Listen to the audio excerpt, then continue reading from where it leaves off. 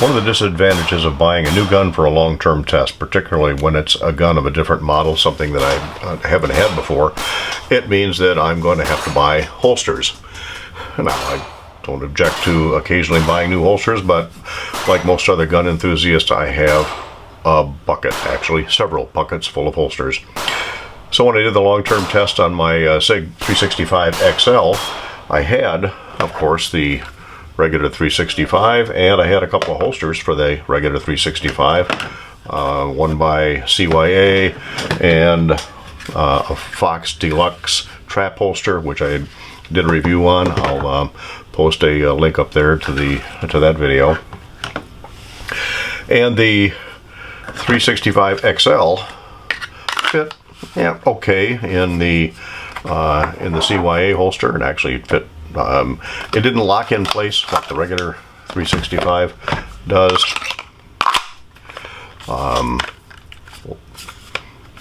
But the advantage to this is it actually rode just a little bit better on my belt. We'll get into the ride height here in just a minute.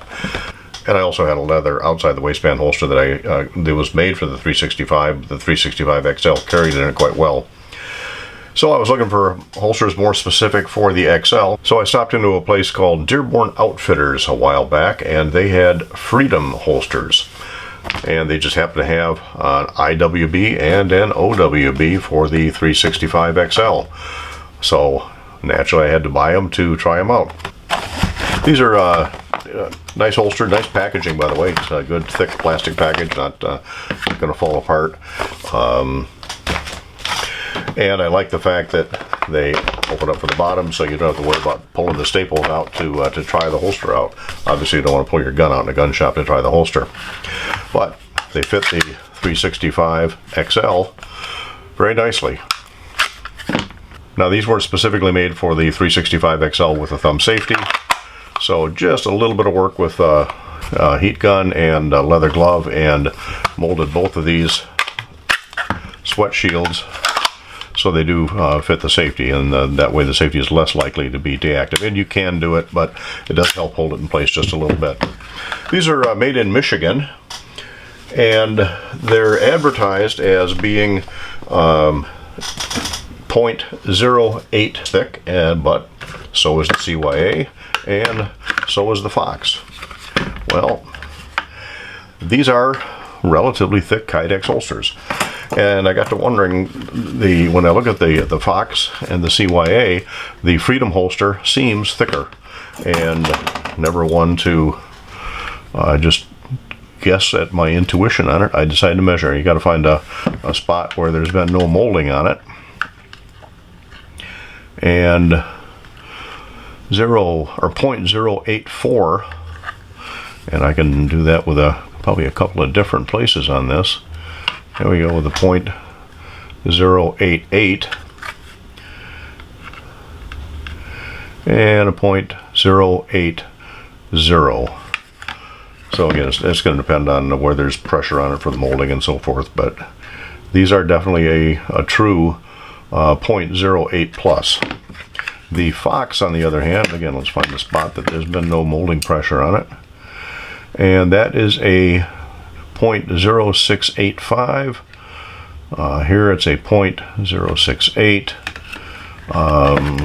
Let's see, here's a spot that doesn't have a lot of molding on it. 0.0695. I can't make any place on this. A 0.080, 0.073 there. CYA, again, it feels thinner. 0.075, 0.0745. Now I'm sure they'll say that it's because it's been pressure molded that it's thinned out. Maybe that's the case, but anyway you look at it, these are coming out to less than 0.08, whereas the Freedom holsters are a true 0.08. They're thicker. You can just tell by the feel that they don't flex as much as the others. So, stiffer holster. Now, does that mean they're less comfortable? No, I've been wearing, alternating between the inside the waistband, the outside the waistband, depending on what I'm wearing, and I don't have any pinching or any discomfort issues with them. And you can change the cant on these holsters, plus or minus 15 degrees, so you can have 0, a 15-degree cant, or a negative 15-degree cant. With the outside the waistband, you've got several different options for where you angle it. Now, the one thing I will point out, though, that's different on these, the Freedom has a metal clip, whereas a totally different type of clip on the Foxx, and polymer clip on the CYA. When I looked at the Freedom's website, they don't show the metal clip. At least I couldn't find it. They do show the polymer clips on them, and available as a separate item that I could add to put on this. But all of the holsters that I saw came with a polymer clip. So I reached out to the company, sent them an email, and by gosh, I got a response. And they said that it's an option one way or the other, and Dearborn Outdoors ordered theirs with metal clips. They're molded properly. Again, I get a good positive fit. That 365XL is not going to fall out either one. They are adjustable for tension, which is typical of Kydex holsters these days. There's 2 adjustment points on the IWB, 1 adjustment point on the OWB. Now, I do have one nit to pick, but I don't want to get into the nit quite yet, because there's a couple things that I really do like about this. And specifically, that is ride height. My complaint about the CYA holster was ride height. So that's why I bought the Foxx, because it has adjustable ride height, but it still didn't quite work out. And I'll show you what the difference is. All right, CYA, put the 365 in there, and on this end we'll put the 365XL. We'll run the belt all the way up, and there's no further adjustment on these as far as ride height. Certainly not that I can see on the CYA or the Freedom. And the Foxx I've got adjusted up as high as it'll go, and I'll put a gun in that in just a minute. But the big difference is whether or not you can get your hand around the grip of the gun when it's inside the waistband. I have a hard time getting it around the gun that's, even these up on the belt. When it's in the CYA or the Foxx, much easier when it's in the Freedom. So, and again, that's adjusted as high as I can go with the Foxx holster. It is canted, and if it wasn't canted, I'd have even more difficulty with it. So I like the ride height on the Freedom holsters. Definitely much easier to get a good grip on it for the inside the waistband holster than the others. By the way, this is the Core Essentials gun belt. Still holding up really good after a year.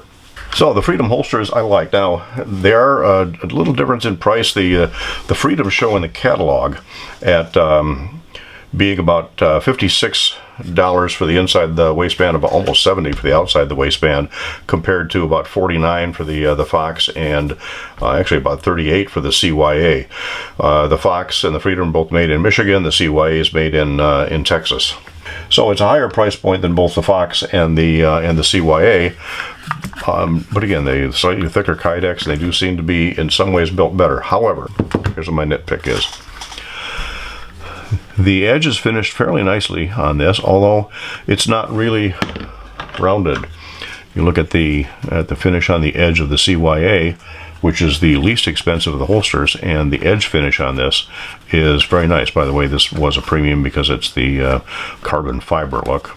And it's nice that they stamped the gun make inside of this one on the CYA. You can see that I have to mark mine so that I know exactly what's going in it, because otherwise there's no identification as to what it belongs to. Same thing with these. They aren't identified, and I will be marking these at some point. So the edges are, at least on the IWB, are finished okay. They're not really rounded, but they're not sharp. I haven't had any issues with them, but they could be finished a little bit more rounded, a little more polished on the edges, just a little bit. But here's where my complaint comes in. Right here on the outside of the waistband, it's actually fairly rough right in here.